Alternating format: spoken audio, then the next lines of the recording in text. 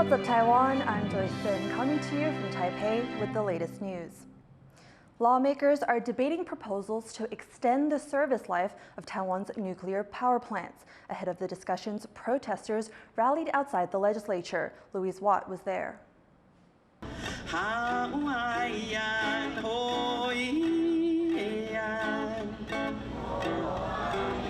Protesters outside Taiwan's legislature, signaling their opposition to nuclear power as lawmakers push to extend the life of the country's aging nuclear plants. 但其实核电，我相信很多欧洲国家可能还是会把它当成是一个考虑的选项，因为觉得它比较减碳。但是其实对台湾来讲，它可能不一定是一个很适合的选项，因为台湾就像我刚刚讲，它在一个地震带上。况且台湾的核电厂已经到了要退役的年限，我们的法规已经规定它就是要退役。如果这个老旧的核能电厂延役，在安全上会有很大的问题，所以这个安全的问题是不是政治人物能够预测得到的事情？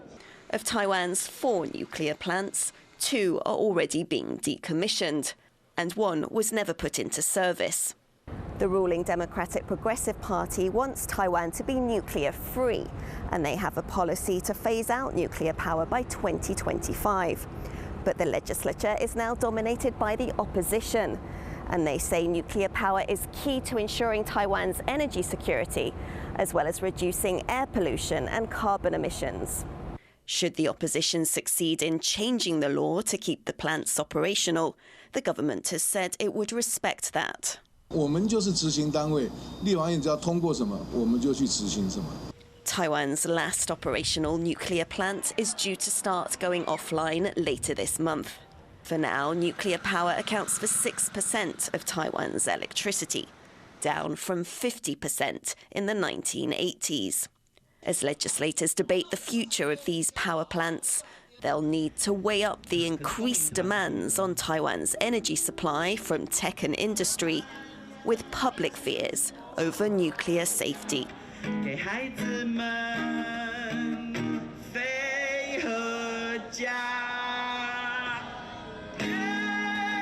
Klein Wong and Louise Watt for TaiwanPlus. Taiwan's exports are growing, and the country is outperforming its neighbors. Finance Ministry data shows that exports grew 11.4% year-on-year between January and June, faster than South Korea, China, and even the United States. Japan actually saw negative growth during the same period. The ministry says Taiwan's IT and audiovisual exports saw the largest growth at nearly 110%, driven mostly by AI applications. The new head of the United States' de facto embassy in Taiwan has met with President Lai Ching-te. The meeting comes just one day after Raymond Green started his new job. He said that he looks forward to growing economic, cultural, and technology ties. He also reaffirmed Washington's commitment to Taiwan under its One China policy and the Taiwan Relations Act. Green has worked with the American Institute in Taiwan before. He was deputy director from 2018 to 2021. The world's largest maritime military drills, known as RIMPAC, are in full swing in the Western Pacific. 29 countries, including the U.S., are involved, but this year the Philippines has not sent a ship. The decision comes as it faces an increasingly assertive China in the South China Sea. Jaime Ocon reports from Hawaii.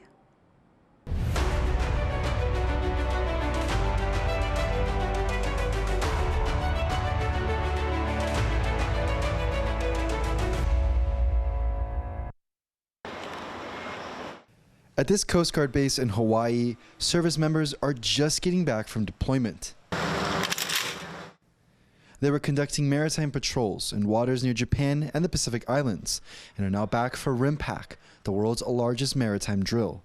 Being out in the Pacific, some of the mission types we enforce over the high seas and waters is fisheries and ensuring everybody's EEZs is safe and clear, and not. But because with what's going on around the world, things start to pick up. So we are more forward deploying than other units because we're farther out in the Pacific. These increased deployments come as tensions in the Indo-Pacific ramp up. In recent years, the Chinese Coast Guard has gotten more assertive around Taiwan and in the South China Sea.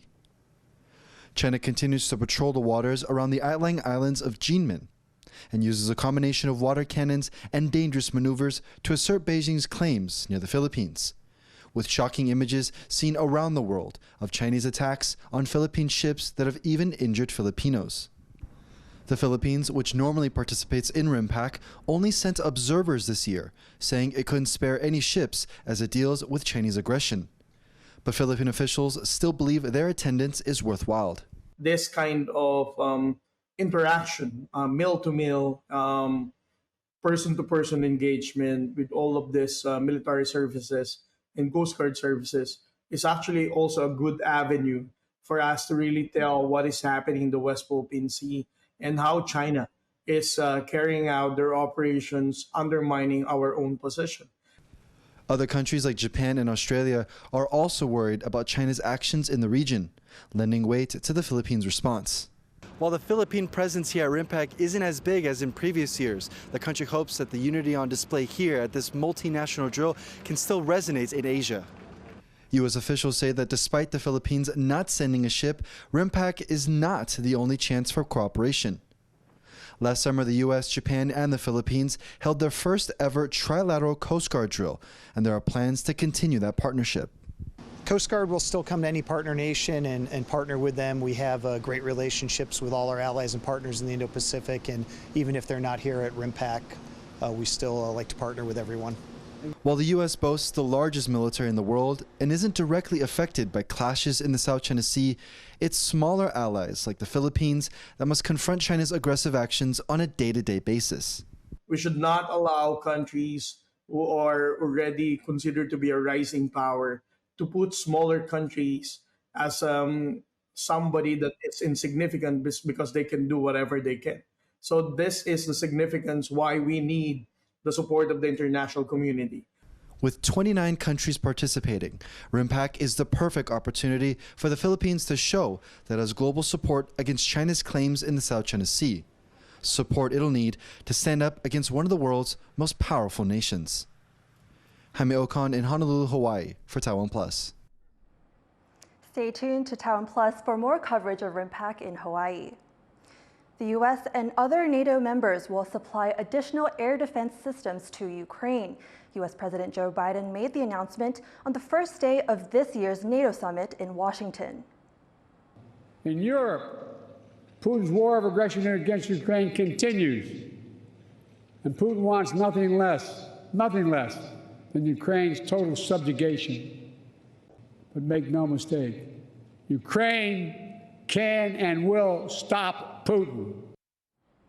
Biden also awarded outgoing NATO Secretary General Jens Stoltenberg with the Presidential Medal of Freedom, the country's highest civilian award. The NATO summit is set to run for 3 days. Ukrainian President Volodymyr Zelensky is among the leaders from non-NATO countries who are also attending the summit, alongside Japanese Prime Minister Kishida Fumio and South Korean President Yoon Suk-yeol. Australia and its allies have accused a Chinese spy agency of large-scale cyber espionage. Australia's cyber intelligence agency says Chinese state-backed hackers have been targeting government and business networks in the country while stealing hundreds of usernames and passwords. The US, UK, Japan, and other Western and Asia-Pacific countries have also accused China of cyber espionage in the region. China's foreign ministry has called the accusations slander.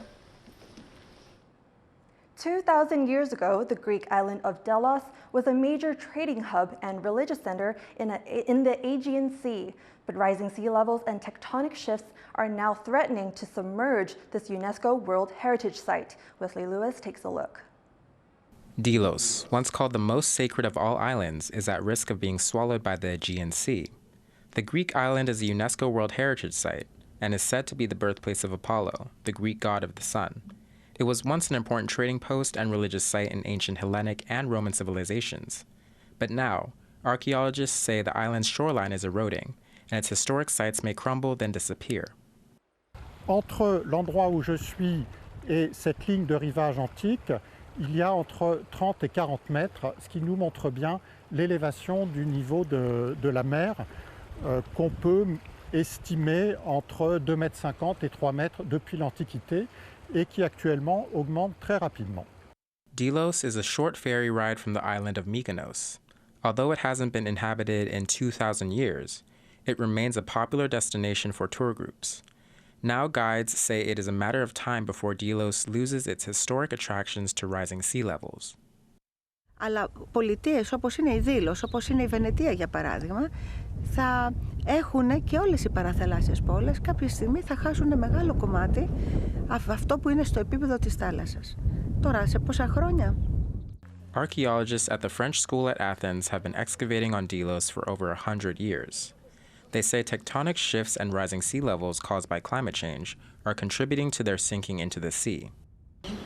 Donc le site a été au départ construit dans l'Antiquité pour cet afflux de population et pour commence à se mobiliser pour qu'on puisse collectivement apporter une réponse à ce. Archaeologists now worry they may lose access to a treasure trove of ancient Greek and Roman history if the island's shores continue to recede. Delos est condamné à disparaître dans une cinquantaine d'années et donc ce parc archéologique qui nous apporte aujourd'hui une information considérable, eh bien nous ne le verrons peut-être plus dans quelques années. For now, archaeologists have installed wooden support beams to strengthen some of the ancient walls. But as sea levels continue to rise, it may be only a matter of time before the birthplace of the sun god, Apollo, slips into the realm of Poseidon, the king of the depths. Kama Shu and Wesley Lewis for TaiwanPlus. A plan to loosen rules on hiring migrant workers as caregivers is getting a mixed reaction. While some welcome it, others worry it will leave people with serious disabilities behind. John Van Trieste reports. Over 200,000 Southeast Asian caregivers are in Taiwan to help those who can't live on their own, either because of age or disability. And there could soon be many more of them on the way. This week, the Ministry of Labor announced changes to the rules on who qualifies to employ migrant workers. In addition to people over 80 and people in rural areas with histories of long hospital stays, individuals who've been permanently incapacitated can now apply without having to go through a special doctor's evaluation. These changes are meant to take effect in September. An estimated 55,000 people who can't care for themselves are expected to benefit. But while different groups acknowledge the need for more access to care, views on these rule changes are split. The concern is whether caregivers who come to Taiwan for these thousands of potential jobs will be selective about what positions they take, favoring employers with less severe conditions. Some believe the changes ease pressure on an aging society, and that where there's a demand for care, there will be someone to fill it. 为什么医师评估巴氏健保都有蛮大的个压力，是因为说太多的家庭都有需要了，所以我想这个本身并不是排挤效应，而是说整体我们照顾的需求量太大。 But others worry that without government intervention, those who need care the most won't be able to find a caregiver. 放宽之后，要怎么去让看护工会愿意待在所谓的重症或者是照护需求比较高的地方？那我们是建议是。 Some who hire caregivers see things differently still. They say the rules need to be loosened even further, with far fewer bureaucratic hoops to qualify and far more freedom to choose. Heidi Zhang, whose parents are both ill, is one of them. She's the head of an organization that hires caregivers for people's relatives, and she says the way the hiring system works now is tough on families like hers. You cannot forbid us to have the freedom to choose the way we are going to have the care. The government shouldn't say, "Hey, you are not qualified. You are less than 80 years old. You can only hire a local caregiver for 1 hour. And those who is in certain condition, then you can hire the caregiver. You should give all the option to the people." Zhang says the speed at which Taiwan's population is aging means the country can't afford to wait to open up further. She says this is the way to make sure a growing need is met, and that older people in particular have a dignified end to their lives. Patrick Chen and John Van Trieste for TaiwanPlus. Thank you for watching What's Up Taiwan. I'm Joyce. Take care and see you next time.